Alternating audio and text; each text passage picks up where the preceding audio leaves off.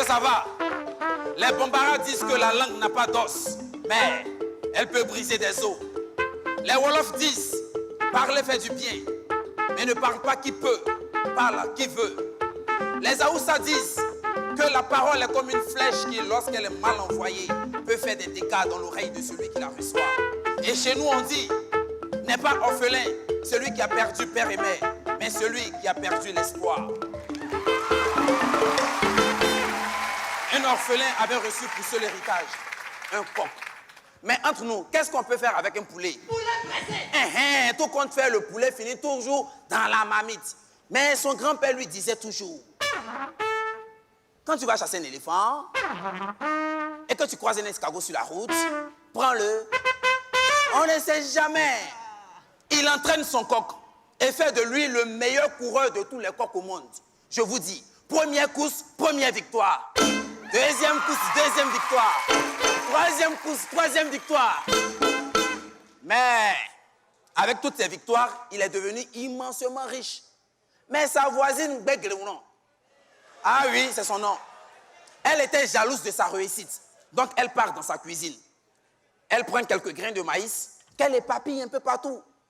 Et le coq, à la vue des grains, il picore, il picore, il picore, il picore, il picore.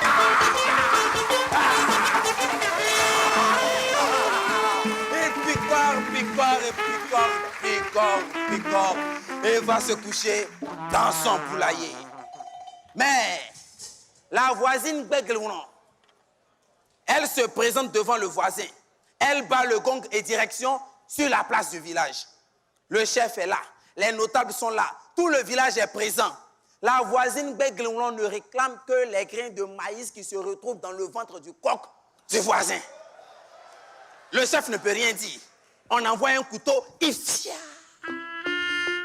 On éventre le coq. Les grains de maïs à Begleounon. Et la bête grièvement blessée à son propriétaire.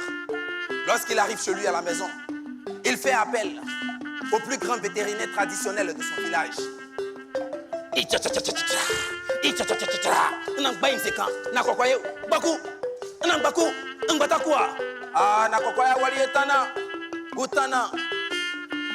Le vétérinaire ne peut rien faire.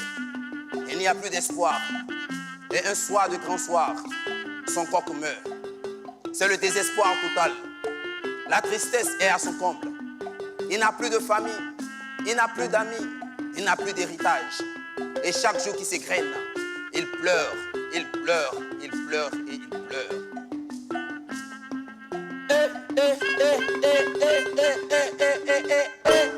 Savez-vous ce qui venait de se passer? Vous ne savez pas. À l'endroit où il avait enterré son coq venait de pousser un gigantesque arbre avec des fruits éclatants. Ces fruits avaient un goût de menthe au lait, au chocolat, à la papaye, au vanille. Ouais, bon, un goût émergent. Mais la vente de ces fruits l'a rendu doublement et extrêmement riche qu'auparavant. Ah, c'est là qu'il a compris ce que son grand-père lui disait. Son grand-père lui disait, mon fils, vis pour ce que demain a à t'offrir et non pour ce que hier t'a enlevé. Il ne faut jamais perdre espoir. Lorsque le soleil se couche, les étoiles apparaissent. De la mort est née la vie. Du désespoir est né l'espoir. Et si quelqu'un vous dit que rien ne dure dans la vie, c'est qu'il n'a jamais essayé le parfum Aoussa.